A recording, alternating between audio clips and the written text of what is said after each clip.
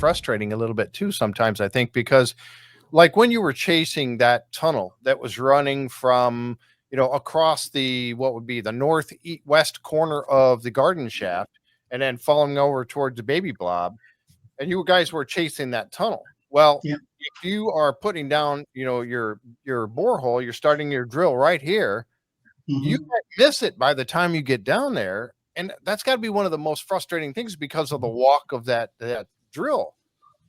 It's heartbreaking and disappointing. And again, we may have missed it, but we know exactly where it was, and we know where we are when we finish the hole, at least, courtesy of the gyro and Steve's plotting. Yep. And as crazy as it sounds, we've shot after a target before, and it's walked into a new target. But even no data. I mean, missing everything is still data, right? Yeah, absolutely. That's Charles. That's one of his great lines. Is you miss it, but at least you know exactly where you are, and you know where it is not. It's not maybe it was left or right 5 feet. You know, it's exactly at the point where Steve gyroed it in at, and that's extremely important. Knowing where it isn't, huge value. And we just had a question come across the screen and ask when we gyro. We gyro at the end of every borehole. End of every hole, yeah. Do you experience like the drill walking consistently a certain distance in certain areas, or is it random every time? It's random. It's random, and where you hit that boulder that throws Mike off, gotta say, shout out to Mike and Choice Sonic. Those guys are on the job. They're really going.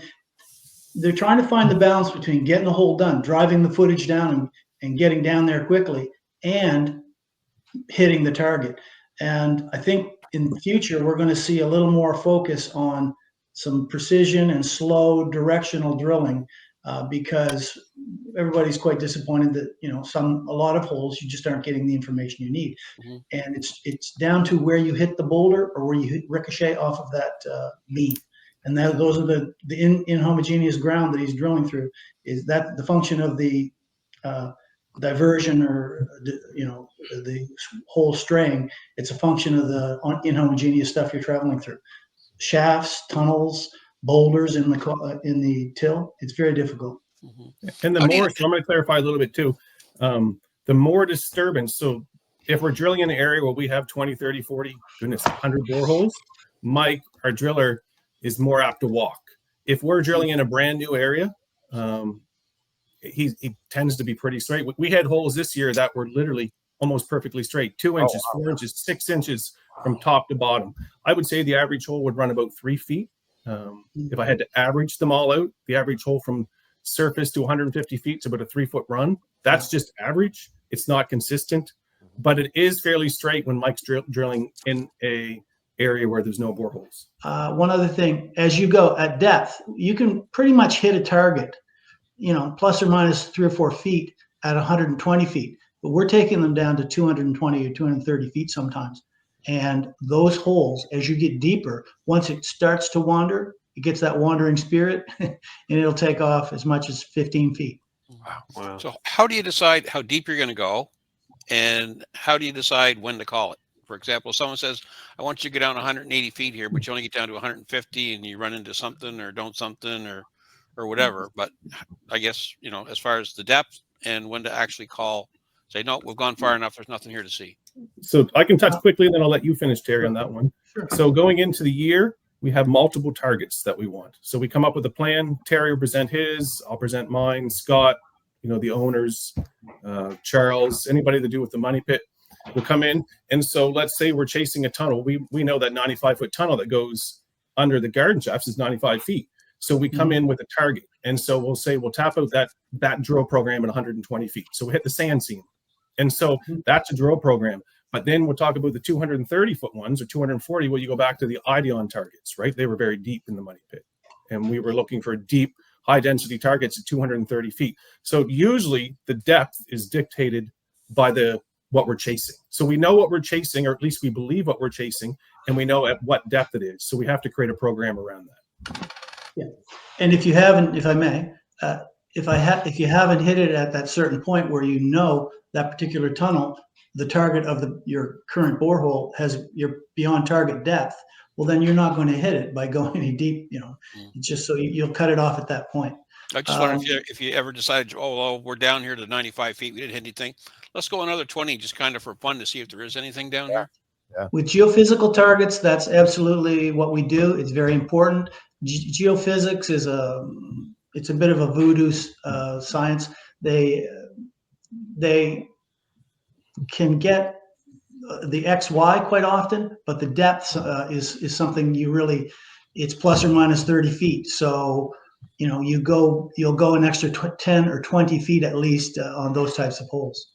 We've actually done that before. We were going to call a hole. Terry, you might remember this. I think it's probably season 8, maybe 9. It might have been what kick-started the C1 cluster. Remember that? Right. Okay. And Mike came to us and we were going to call a hole and he said, there's something beneath. Keep on pushing. So we pushed and we found, and it changed the whole program for the whole year. Wow. Absolutely. Incredible information gained from that C1 cluster and all the work we did. Yeah, that was season 8, I believe. But you have often secondary targets as well. So you'll go to a certain depth, and then if you take it a little deeper, you might run into. We're close to where the vault was anticipated at 150. So let's take it to 150. That's your secondary target because you've missed your tunnel at 100 feet or 110 feet. So take it a little deeper. How long would it take you to do a hole, say down, if you don't run into any big problems or anything, say down 150 feet, start to finish, gyro, done for the day? That's about a day and a quarter. I guess I'm just going to come off the top of my head. Steve, what do you think about that? It depends on the year. This year would be a day and a quarter. A typical year would be just shy of a day. Right. Yeah. A bit slower this year because Mike tried to keep it a bit straighter because of all the disturbance that we've created. We're into 500-600 boreholes now probably. It will eventually air. They ask us that towards the end of the year, and I give them a precise number. It's between 500 and 600. And so Mike took it a bit slower this year to try to keep it straight. But day and a quarter.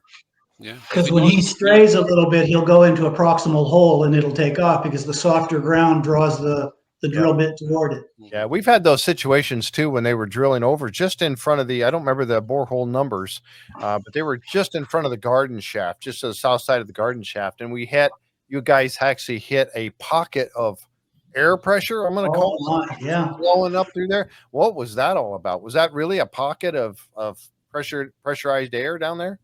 Very interesting, of course, because, the air down there, it had to be trapped or put down there. We think that we're hopeful that was, and when we subsequently drilled, we thought it was probably put down there by the air rotary, just to be frank.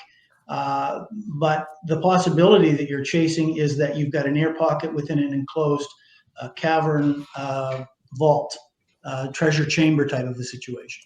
And that's, everybody stood, their ears all perked up when we saw that. It was really, really incredible. We were too, as fans watching, and we're like, oh my gosh, what did they hit there? Because it was just blowing out of there. And I'm glad to see that somebody said, hey, let's get a gas detection monitor over here and check that real quick. Make sure it's not H2S or something like that coming up out of there and hurt people. But one other question we had, and this is something that, going back to the drill program, now when you get the caissons out there, you would imagine that caisson doesn't walk at all. Does it variate at all? As that No. Very little. Vanessa checks it. We check it. I check it. If it walks, they reset right away. And if it walks within the first 20 feet. And so it's a quick reset. So no, we have targets and we take whatever the caisson is. I think this year was 8 feet, 7 feet, 7 feet this year. Yes. Yeah, the 7 foot caissons. Yeah, 7 foot caissons. And no, we check them. We have targets and we fill that full 7 foot up with a target. That whole diameter is being chased. So they don't walk. Caissons.